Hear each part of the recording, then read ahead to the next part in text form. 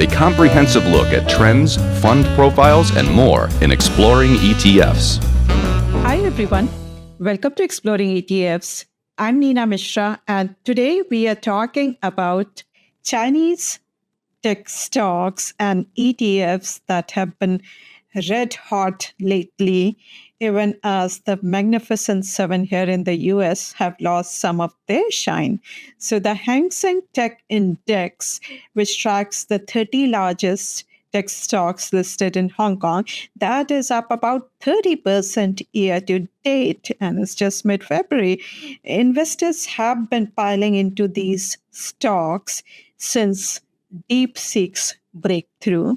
So there's still many questions about DeepSeek, but its artificial intelligence models were probably developed at a fraction of the cost of US competitors like OpenAI, and without access to a lot of NVIDIA's most sophisticated chips. So that suggests that probably China is not far behind the US in the AI race.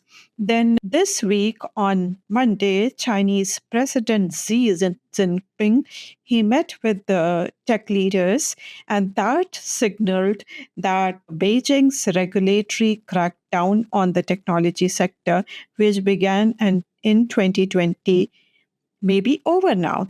So these Chinese tech giants had lost hundreds of billions in market capitalization. And despite the recent recovery, their shares remain far below their earlier peaks.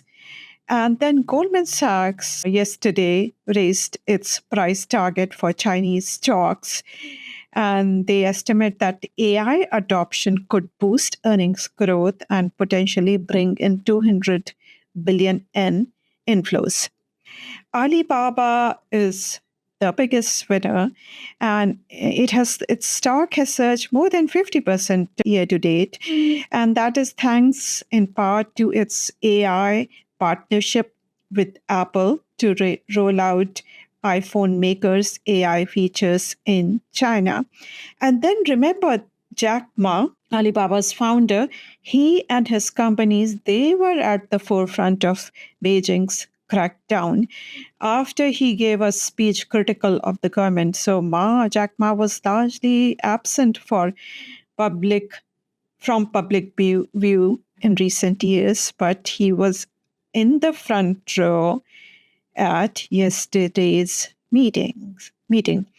And then some foreign investors have sold Indian stocks, which are quite expensive after rally in the last couple of years, and they have shifted to Chinese equities. So the forward Chinese stocks are currently trading at a forward price to earnings multiple of about 14.5 compared to 28.2 for the S&P 500 index. Now it remains to be seen whether this rally can continue because there are still many risks.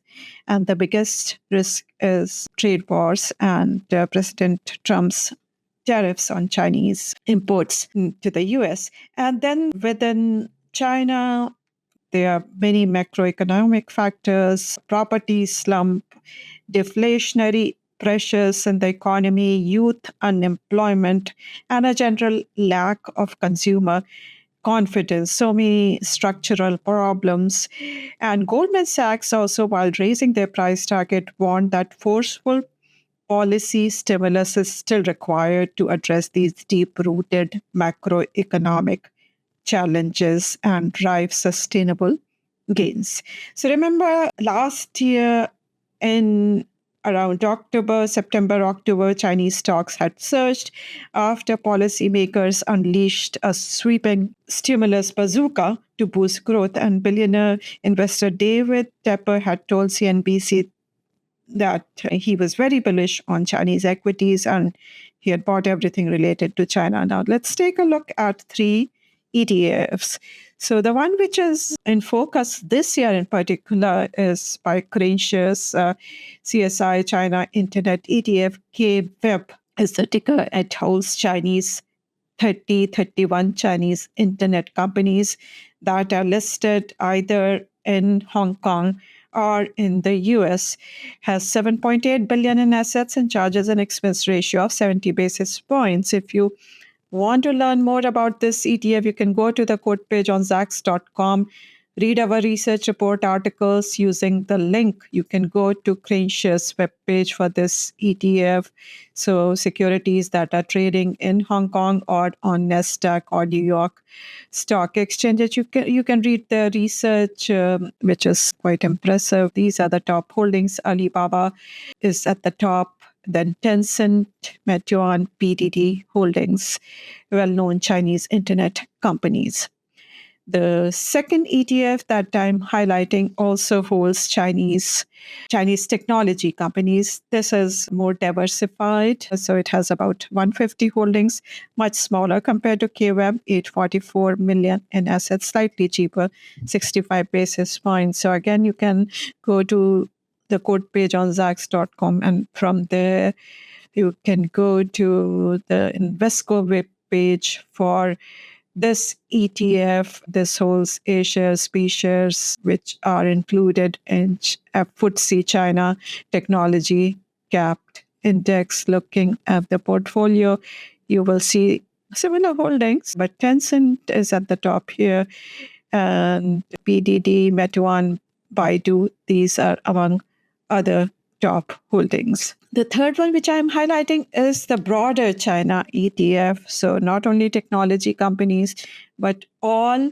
large cap Chinese equities that trade on Hong Kong Stock Exchange. This is actually the largest China ETF, 7.9 billion assets, slightly ahead of KWeb, and charges 74 basis points. It has 50 holdings. Now let's take a look at what it holds. So going to the holdings, you will see that Alibaba is at the top, then Tencent, Meituan. Other well-known companies are among the top holdings.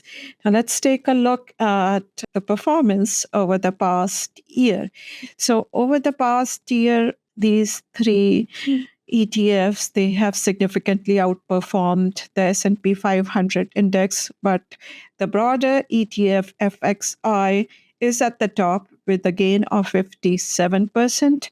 And then CQQQ, the Invesco product, and the CraneShare product, they are up 55% and 52% respectively.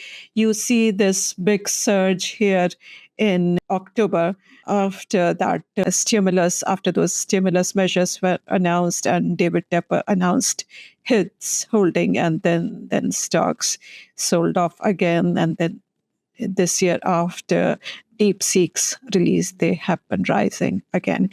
On this slide, I have year-to-date performance. So as expected, the technology-focused ETFs have been doing better this year. KWeb and CQQQ, the Invesco ETF, they are both up about 24%. FXI is up about 17%, whereas the S&P 500 index is up about 4% year-to-date. Thanks for watching. Make sure to check out Zacks.com/promo for an interesting offer. Make sure to subscribe to our YouTube video channel so that you do not miss anything. And I'll see you next week.